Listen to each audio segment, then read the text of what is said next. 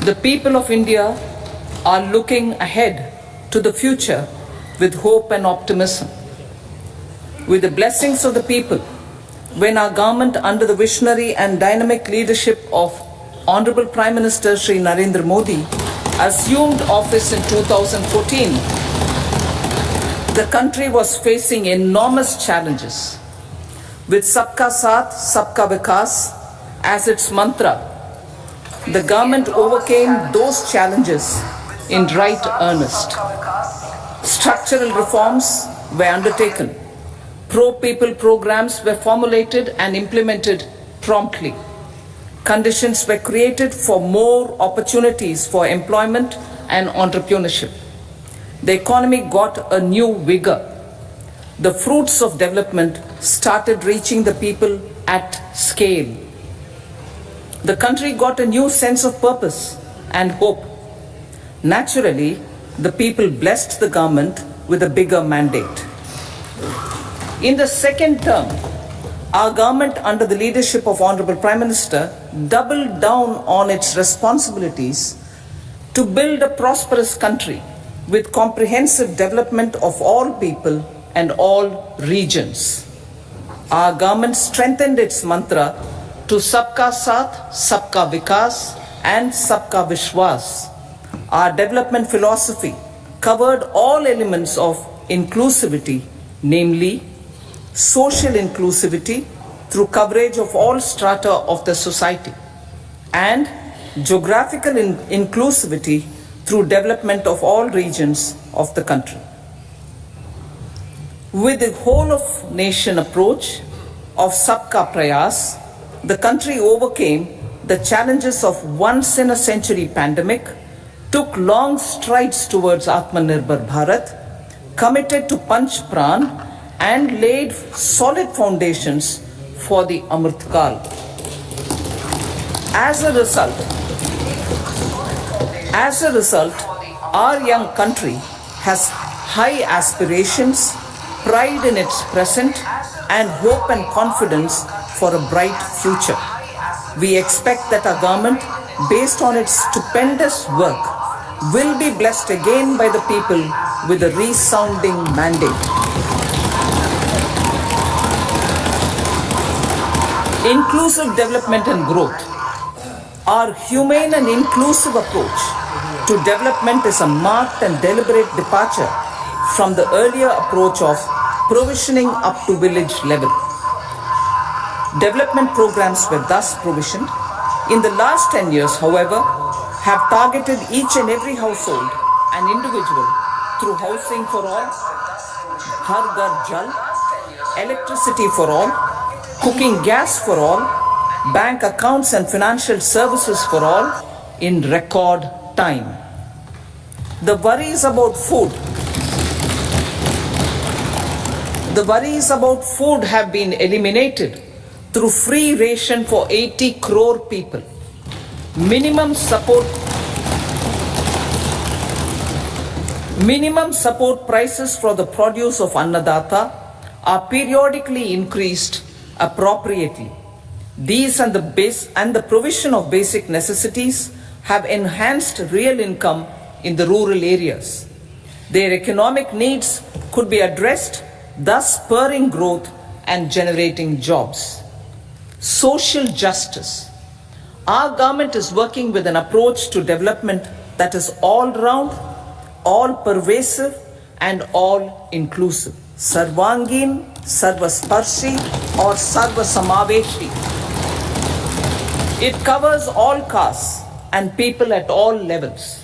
We are working to make India a Vikasit Bharat by 2047.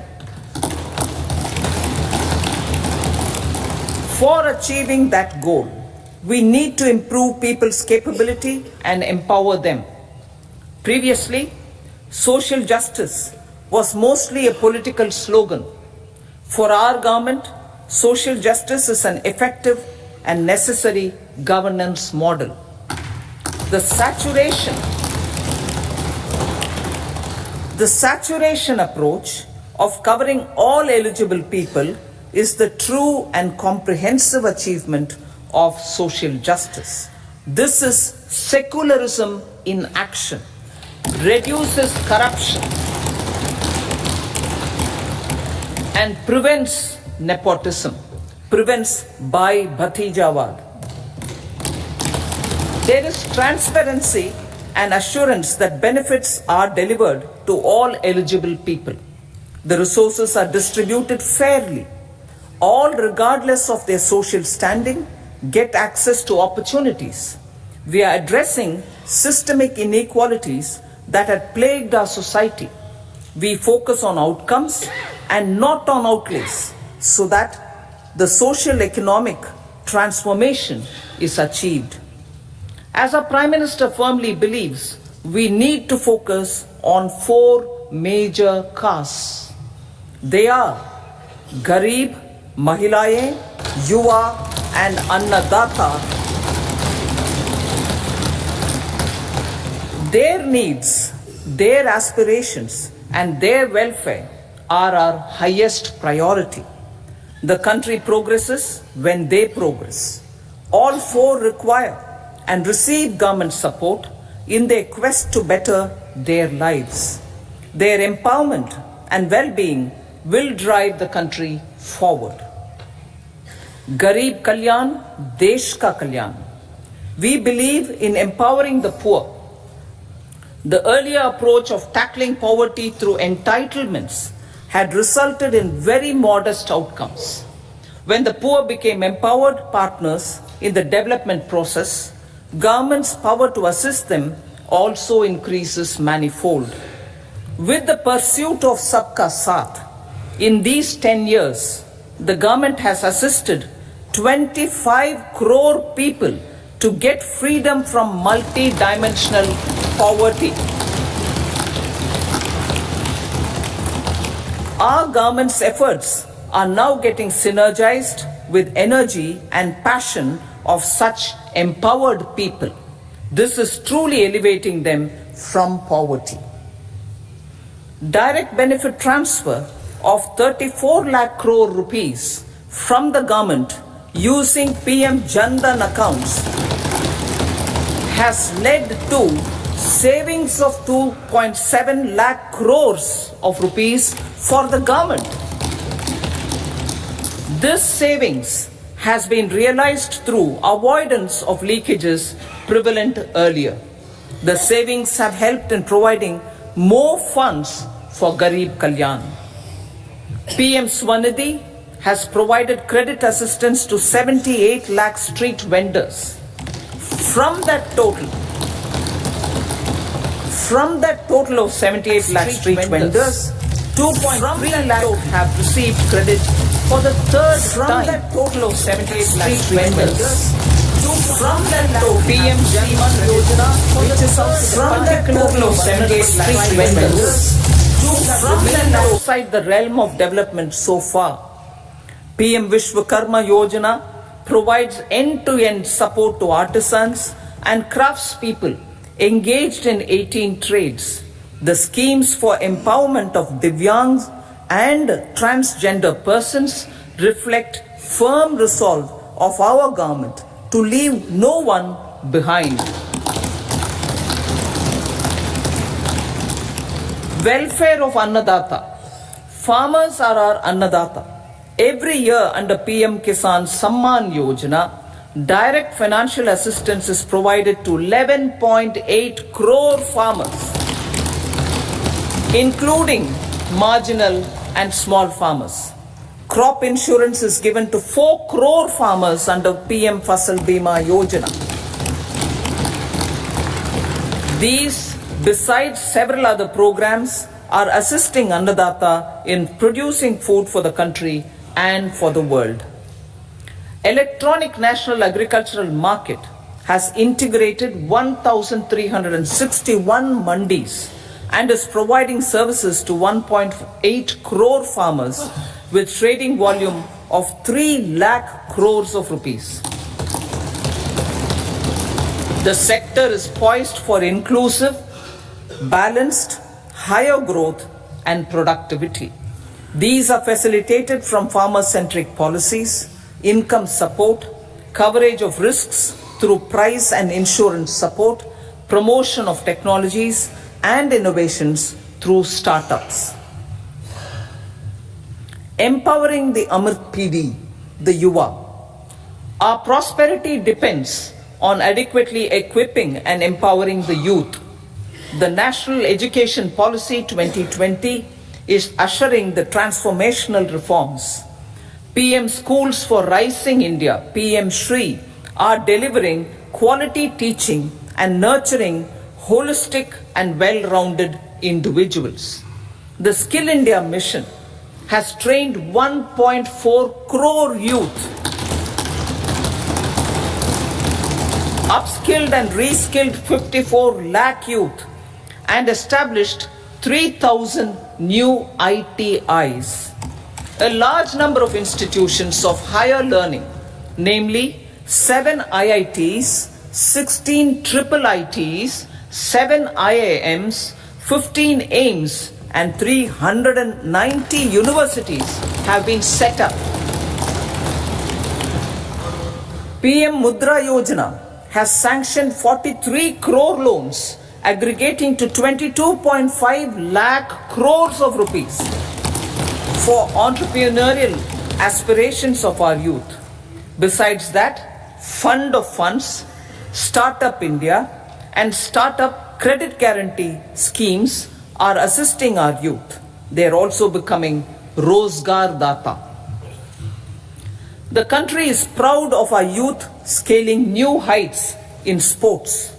The highest ever medal tally in Asian Games and Asian Para Games in 2023 reflects a high confidence level.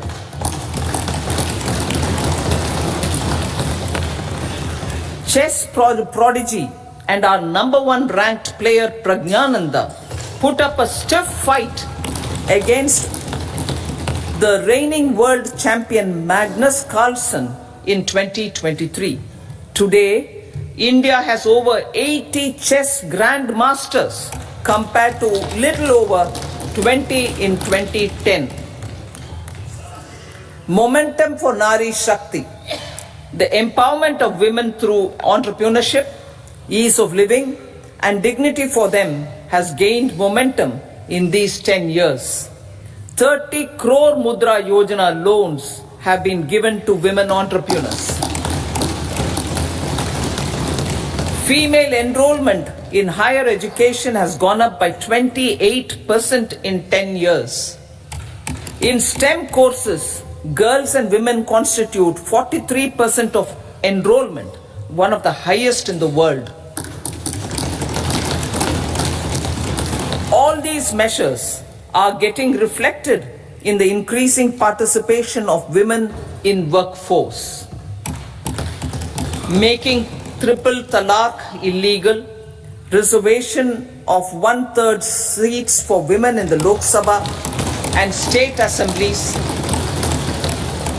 and giving over 70% houses under PM Awas Yojana in rural areas to women, and giving over 70% houses under PM Awas Yojana in rural areas to women as sole or joint owners have enhanced their dignity. Exemplary track record of governance, development, and performance. Besides delivering on high growth in terms of gross domestic product, the government is equally focused on a more comprehensive GDP, that is, governance, development, and performance.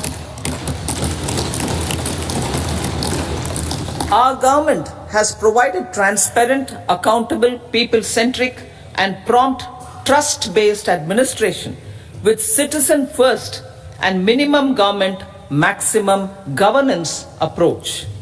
The impact of all-round development is discernible in all sectors. There is macroeconomic stability, including in the external sector. Investments are robust. The economy is doing well. People are living better and earning better, with even greater aspirations for future. Average real income of the people has increased by 50%. Inflation is moderate. People are getting empowered, equipped, and enabled to pursue their aspirations. There is effective and timely delivery of programs and of large projects. Economic management. The multi-pronged economic management over the past 10 years has complemented people-centric, inclusive development. Following are some of the major elements. 1. All forms of infrastructure, physical, digital, or social, are being built in record time.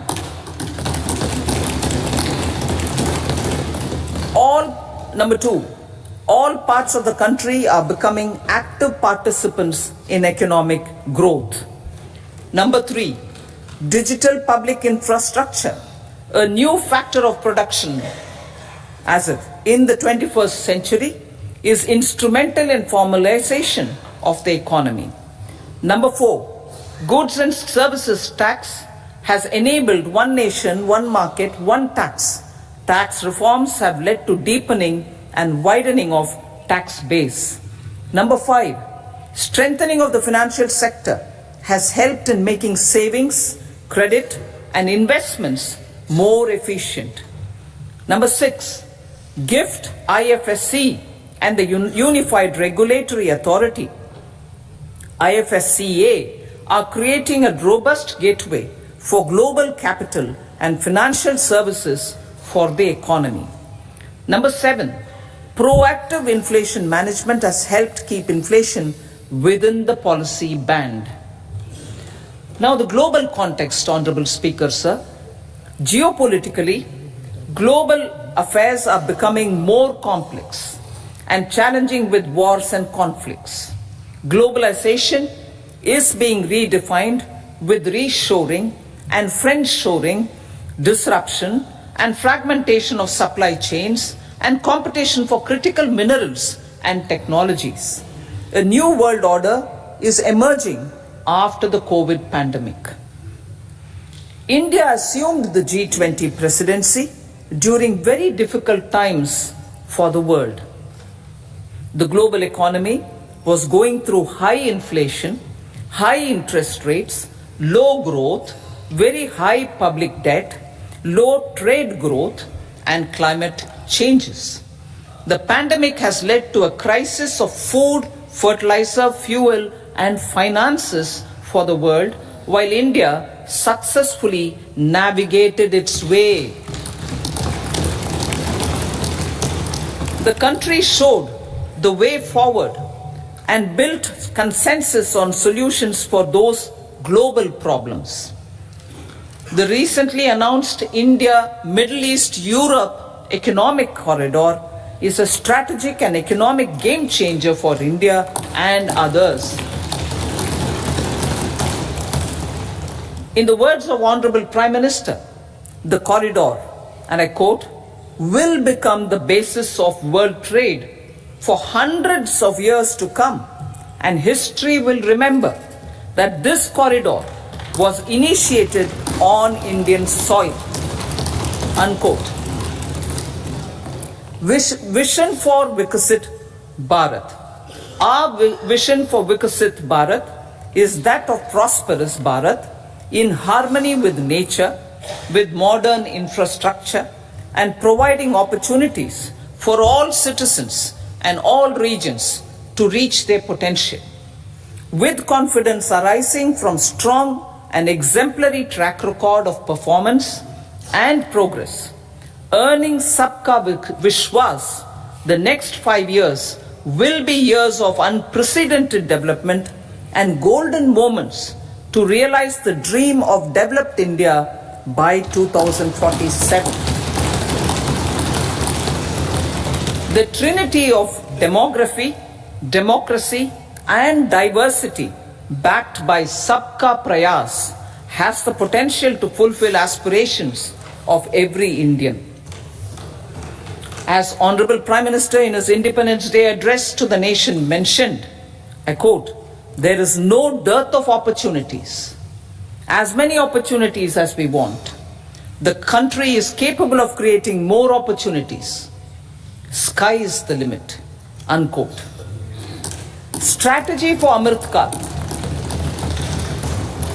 Our government will adopt economic policies that foster and sustain growth, facilitate inclusive and sustainable development, improve productivity, create opportunities for all, help them enhance their capabilities, and contribute to generation of resources to power investments and fulfill aspirations. Guided by the principle, reform, perform, and transform, the government will take up next generation reforms and build consensus with the states and stakeholders for effective implementation. It is an important policy priority for our government to ensure timely and adequate finances, relevant technologies, and appropriate training for the micro, small, and medium enterprises, MSMEs, to grow and also compete globally.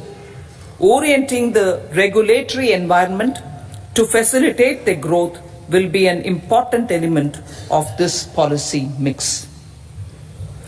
Aligning with the Panchamrit goals, our government will facilitate sustaining high and more resource efficient economic growth. This will work towards energy security in terms of availability, accessibility, and affordability. For meeting the investment needs, our government will prepare the financial sector in terms of size, capacity, skills, and regulatory framework. Aspirational Districts Program. Our government stands ready to assist the states in faster development of aspirational districts and blocks, including generation of ample economic opportunities. Development of the East. Our government will pay utmost attention to make the eastern region and its people a powerful driver of India's growth. PM Awas Yojana Grameen. Despite the challenges due to COVID, implementation of PM Awas Yojana Grameen continued, and we are close to achieving the target of 3 crore houses. 2 crore more houses will be taken up in the next 5 years to meet the requirement arising from increase in the number of families. Rooftop solarization and Muft Bijli. Through rooftop solarization, 1 crore households will be enabled to obtain up to 300 units free electricity every month. This scheme follows the resolve of Honorable Prime Minister on the historic day of consecration of Sri Ram Mandir in Ayodhya. Following benefits are expected. Savings up to 15 to 18,000 rupees annually for households from free solar electricity and selling the surplus to the distribution companies. Charging of electric vehicles.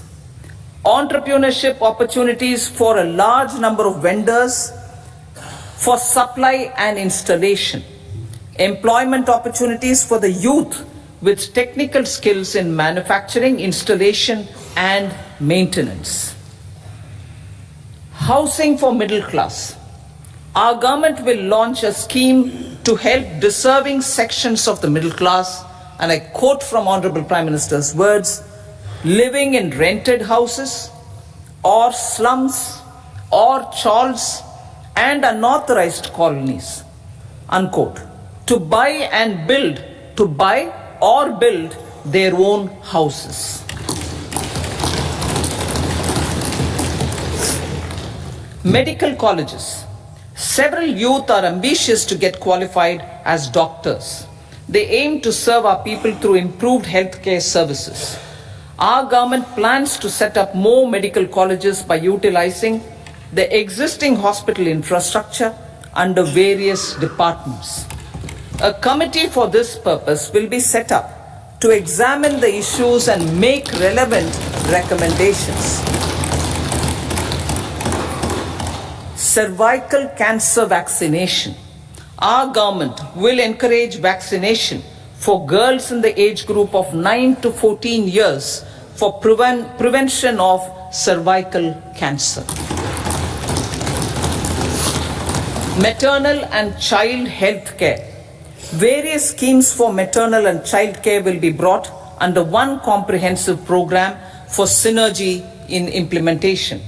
Upgradation of Anganwadi centers under Saksham Anganwadi and Poshan 2.0 will be expedited for improved nutrition delivery, early childhood care and development. The newly designed U-Win platform for managing immunization and intensified efforts of Mission Indradhanush will be rolled out expeditiously throughout the country. Ayushman Bharat. Healthcare cover under Ayushman Bharat scheme will be extended to all ASHA workers, to all Anganwadi workers and helpers.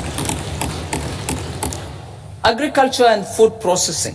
The efforts of value addition in agriculture sector and boosting farmers' incomes will be stepped up. Pradhan Mantri Kisan Sampada Yojana has benefited 38 lakh farmers and generated 10 lakh employment. Pradhan Mantri formalization of micro food processing enterprises Yojana has assisted 2.4 lakh SHGs and 60,000 individuals with credit linkages. Other schemes are complementing the efforts for reducing post-harvest losses and improving productivity and incomes.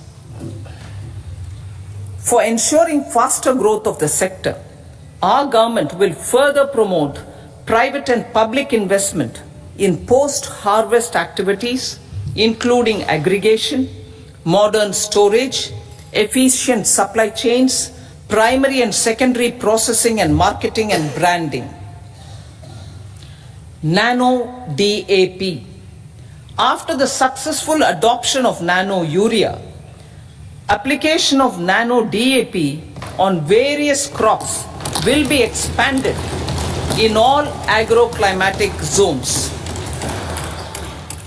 Atmanirbhar Oilseeds Abhiyan. Building on the initiative announced in 2022, a strategy will be formulated to achieve Atmanirbharta for oil seeds such as mustard, groundnut, sesame, soya bean and sunflower.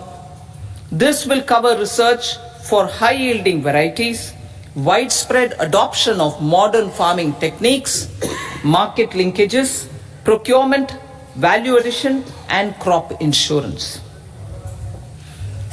Dairy development. A comprehensive program for supporting dairy farmers will be formulated. Efforts are already on to control foot and mouth disease. India is the world's largest milk producer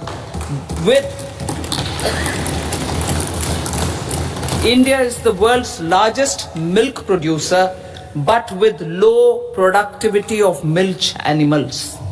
The program will be built on the success of existing schemes such as Rashtriya Gokul Mission, National Livestock Mission and infrastructure development funds for dairy processing and animal husbandry. Matsya Sampada. It was a government which set up a separate department for fisheries, realizing the importance of assisting fishermen. This has resulted in doubling of both inland and aquaculture production. Seafood exports since 2013-14 has also doubled. Implementation of Pradhan Mantri Matsya Sampada Yojana will be stepped up to 1. Enhance aquaculture productivity from existing 3 to 5 tons per hectare. 2. Double exports to 1 lakh crore rupees. And 3. Generate 55 lakh employment opportunities in the near future. 5 integrated aqua parks will also be set up. Lakpati Didi.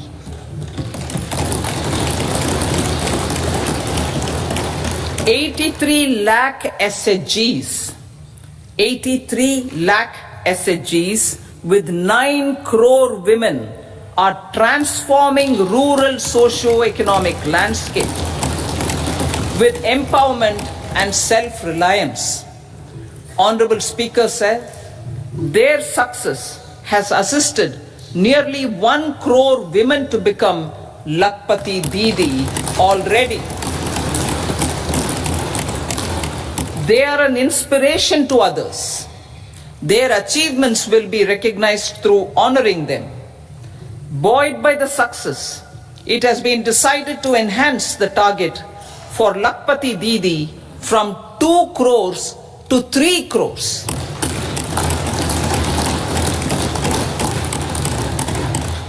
Technological changes, new age technologies and data are changing the lives of people and businesses.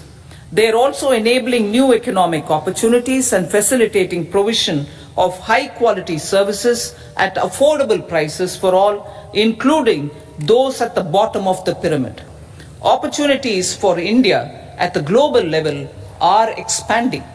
India is showing solutions through innovation and entrepreneurship of its people. Research and innovation for catalyzing growth, employment, and development. Prime Minister Shastri, Prime Minister Lal Bahadur Shastri gave the slogan of Jai Jawan, Jai Kisan. Prime Minister Vajpayee, Atal Bihari Vajpayee ji, made that Jai Jawan, Jai Kisan, Jai Vigyan. Prime Minister Modi has furthered that to Jai Jawan, Jai Kisan, Jai Vigyan and Jai Anusandhan. As innovation is the foundation of development. For our tech-savvy youth, this will be a golden era. A corpus of 1 lakh crore rupees will be established with 50-year interest-free loan provided. The corpus will provide long-term financing or refinancing with long tenors and low and or nil. I repeat that sentence. The corpus will provide long-term financing or refinancing with long tenors and low or nil interest rates. This will encourage the private sector to scale up research and innovation significantly in sunrise domains. We need to have programs that combine the powers of our youth and technology.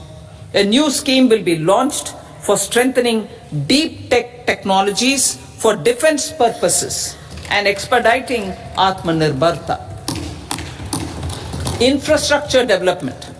Building on the massive tripling of the capital expenditure outlay in the past 4 years, resulting in huge multiplier impact on economic growth and employment creation, the outlay for the next year is being increased by 11.1% to 11,11,111 crore rupees.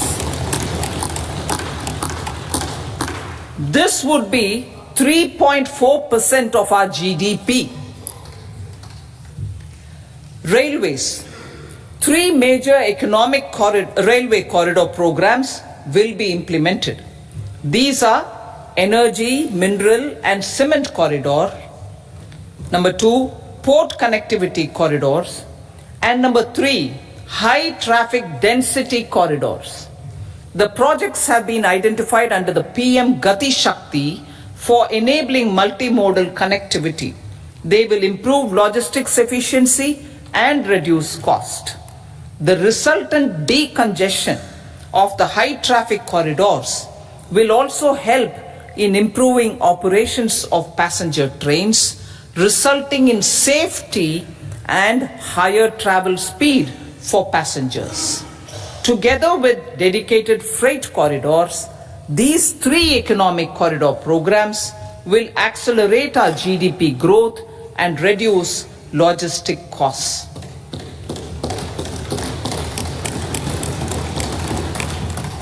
40,000 normal rail bogies will be converted to Vande Bharat standards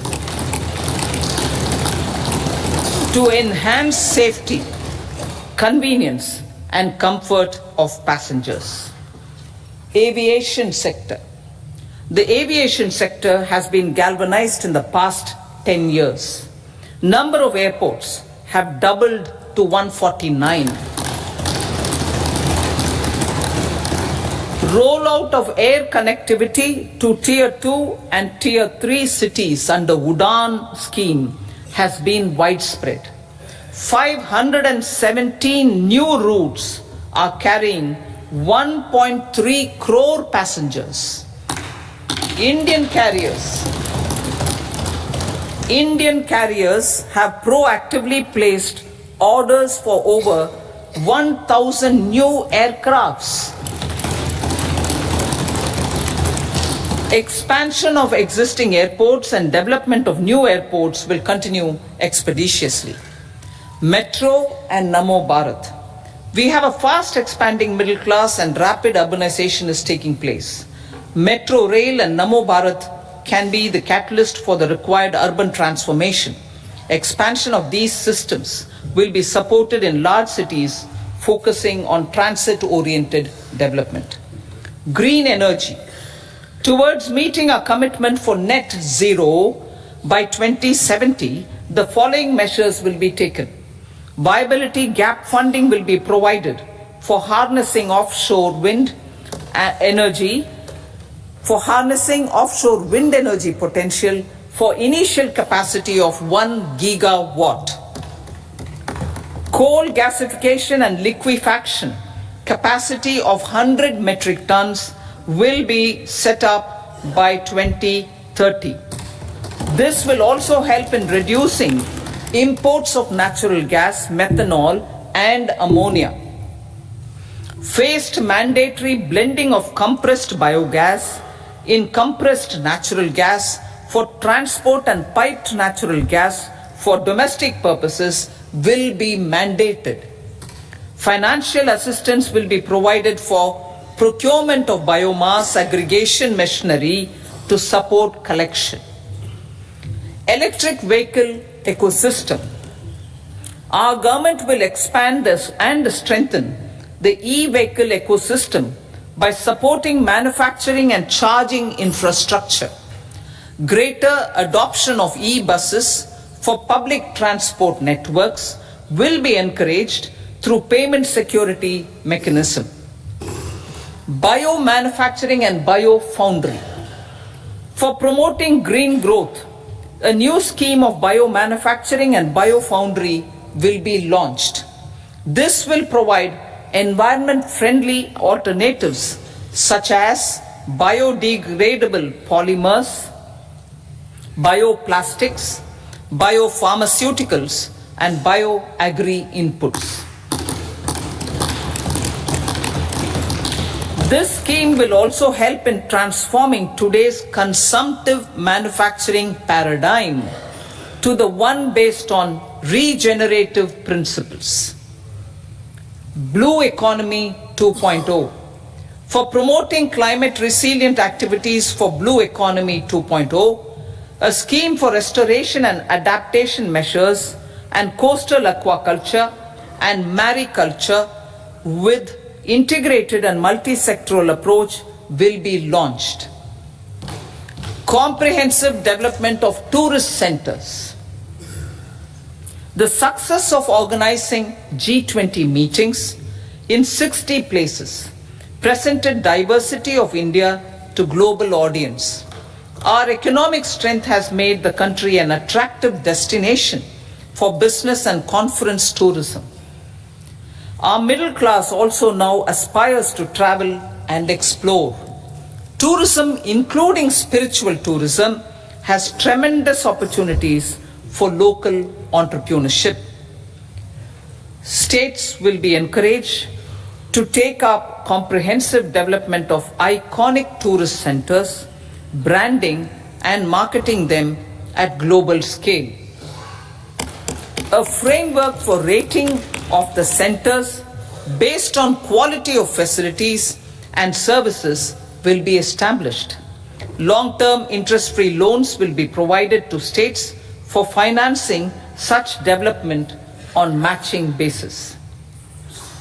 To address the emerging fervor for domestic tourism, Honorable Speaker, sir, projects for port connectivity, tourism infrastructure and amenities will be taken up on our islands, including Lakshadweep.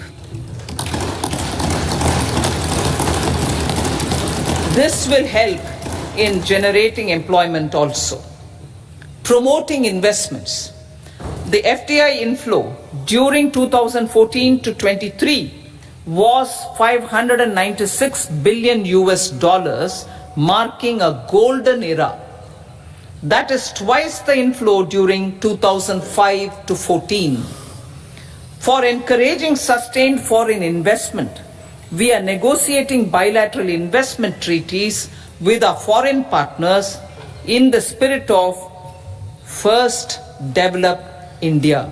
FDI is First Develop India. Reforms in the states for Viksit Bharat. Many growth and development enabling reforms are needed in the states for realizing the vision of Viksit Bharat. A provision of 75,000 crore rupees as 50-year interest-free loan is proposed this year to support those milestone-linked reforms by the state governments. Societal changes. The government will form a high-powered committee for an extensive consideration of the challenges arising from fast population growth and demographic changes. The committee will be mandated to make recommendations for addressing these challenges comprehensively in relation to the goal of Viksit Bharat. Amrit Kal as Kartavya Kal. Our government stands committed to strengthening and expanding the economy with high growth and to create conditions for people to realize their aspirations. Honorable Prime Minister in his Independence Day address to the nation in the 75th year of our Republic said, and I quote, "We commit ourselves to national development with new inspirations, new consciousness, new resolutions as the country opens up immense possibilities and opportunities. It is our Kartavya Kal." Unquote.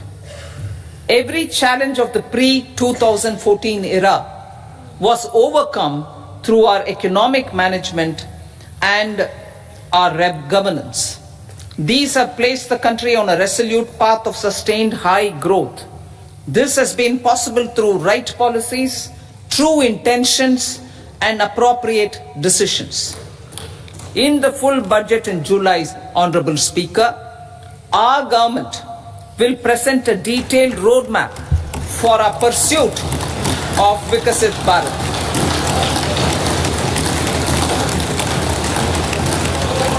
Revised estimates. Revised estimates of 2023-24. The revised estimate of the total receipts other than borrowings is 27.56 lakh crores of rupees, of which the tax receipts are 23.24 lakh crore rupees. The revised estimate of total expenditure is 44.90 lakh crore rupees. The revenue receipts at 30.03 lakh crore rupees are expected to be higher than the budget estimate. reflecting strong growth momentum and formalization in the economy. The revised estimate of the fiscal deficit is 5.8% of GDP, improving on the budget estimate notwithstanding moderation in the nominal growth estimates. Budget estimates for 2024-25. Coming to the year 2024-25, the total receipts other than borrowings and total expenditure are estimated at 30.80 and 47.66 lakh crore rupees respectively. The tax receipts are estimated at 26.02 lakh crore rupees. The scheme of 50-year interest-free loan for capital expenditure to states will be continued this year with an outlay of 1.3 lakh crore rupees. We continue on the path of fiscal consolidation as announced in my budget speech of 2021-22 to reduce fiscal deficit below 4.5% by 25-26. The fiscal deficit in 2024-25 is estimated to be 5.1% of GDP, adhering to that path. So the gross and net market borrowings through dated securities during 24-25 are estimated at 14.13 lakh crore rupees and 11.75 lakh crore respectively. Both will be less than that in 23-24. Now that the private investments are happening at scale, the lower borrowings by the central government will facilitate larger availability of credit for the private sector. Vote on account. I'll be seeking vote on account approval of the Parliament through the appropriation bill for a part of the financial year 2024-25.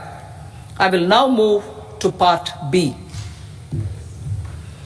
Honorable Speaker, sir, over the last 10 years, the direct tax collections have more than trebled and the return filers swelled 2.4 times. I would like to assure the taxpayers that their contributions have been used wisely for the development of the country and welfare of its people. I appreciate the taxpayers for their continued support. The government has reduced and rationalized tax rates. Under the new tax scheme, there is now no tax liability for taxpayers with income up to 7 lakh rupees, up from 2.2 lakh rupees in the financial year 2013-14. The threshold for presumptive taxation for retail businesses was increased from 2 crores to 3 crores. Similarly, the threshold for professionals eligible for presumptive taxation was increased from 50 lakh rupees to 75 lakh rupees. Also, corporate tax rate was decreased from 30% to 22% for existing domestic companies and to 15% for certain new manufacturing companies.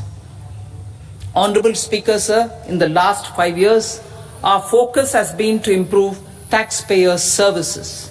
The age-old jurisdiction-based assessment system was transformed with the introduction of faceless assessment and appeal, thereby imparting greater efficiency, transparency, and accountability.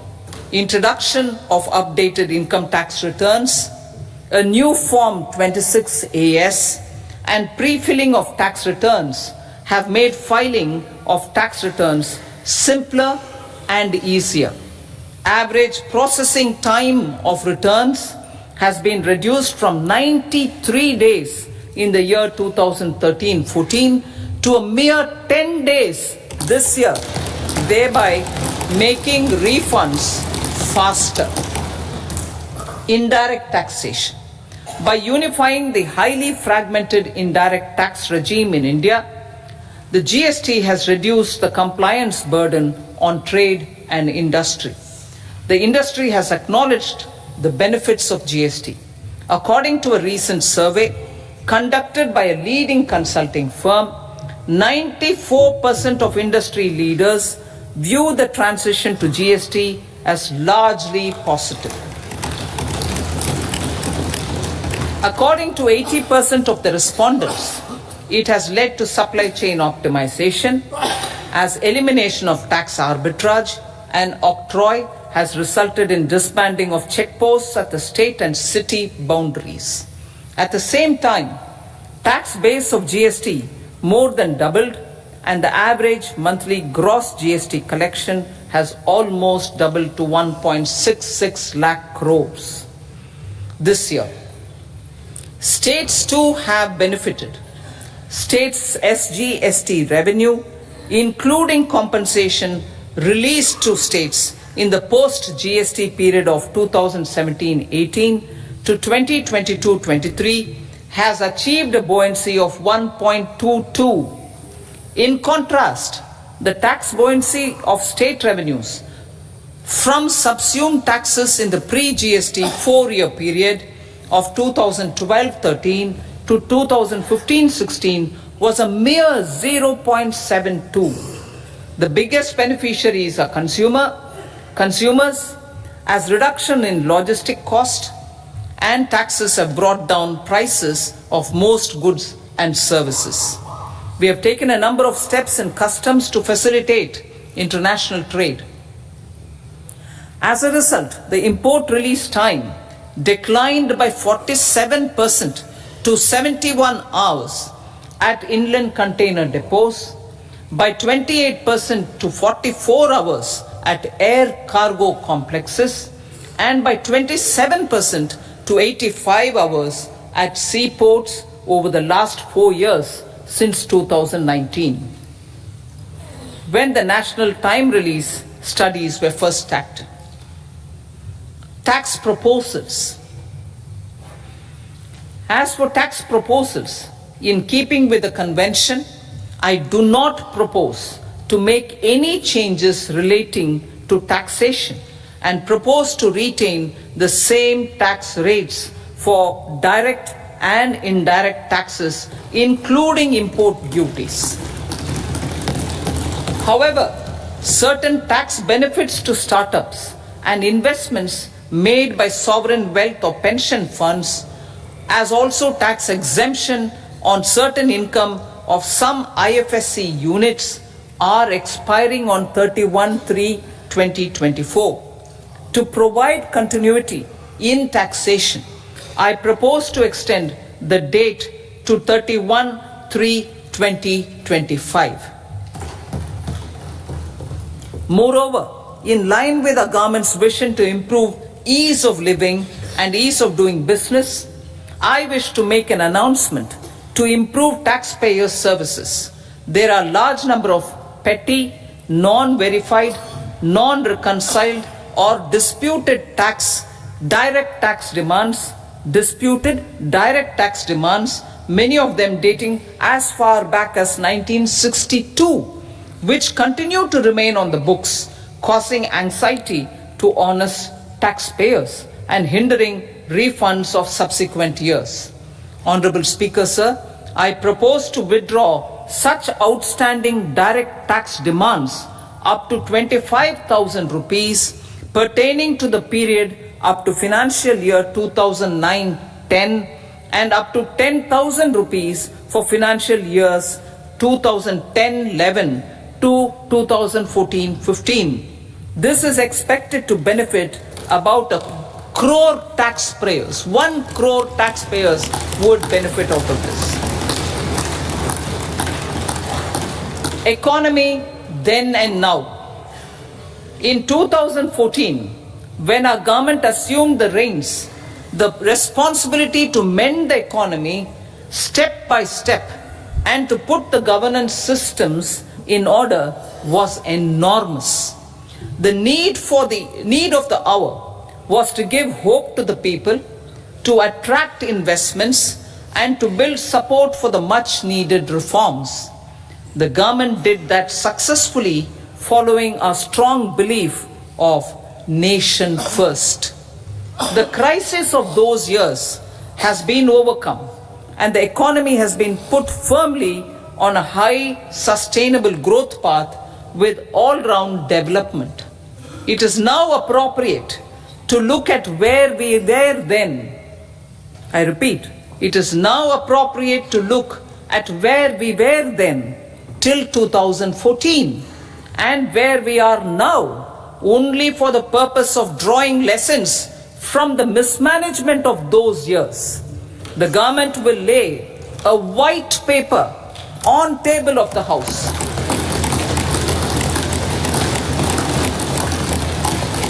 The exemplary track record of governance, development and performance, effective delivery and Jan Kalyan has given the government trust, confidence and blessings of the people to realize whatever it takes. The goal of Vikasit Bharat with good intentions, true dedication and hard work in the coming years and decades. With this, Honorable Speaker, I commend the interim budget to this august House. Jai Hind.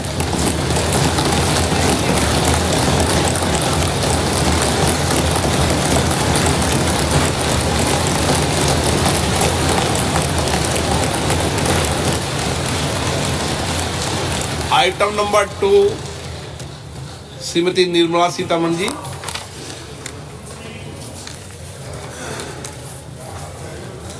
So, with your permission, I rise to lay on the table the following statements under Section 3(1) of the Fiscal Responsibility and Budget Management Act 2003, Medium-Term Fiscal Policy cum Fiscal Policy Strategy Statement and Macroeconomic Framework Statement. Item number 3 Shrimati Nirmala Sitharaman ji. Sir, with your permission, I rise to move for leave to introduce the Finance Bill 2024. प्रश्न ये है कि विधेयक को पुनर्स्थापित करने की अनुमति प्रदान की जाए। जो सदस्य इसके पक्ष में हाँ कहें, जो सदस्य विरोध में ना कहें। मेरे विचार में निर्णय हाँ वालों के पक्ष हुआ, हाँ वालों के पक्ष हुआ। माननीय मंत्री जी विधेयक को पुनर्स्थापित करें। So I introduce the bill.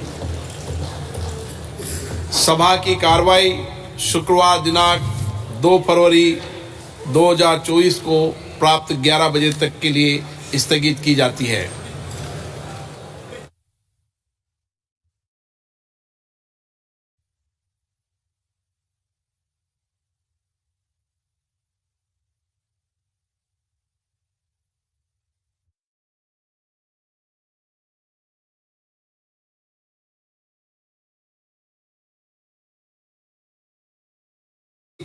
प्रकाशन काउंटर से प्राप्त कर सकते हैं। आपको यह भी सूचित किया जाता है कि माननीय मंत्री। Honorable Speaker, I present the interim budget for 24-25.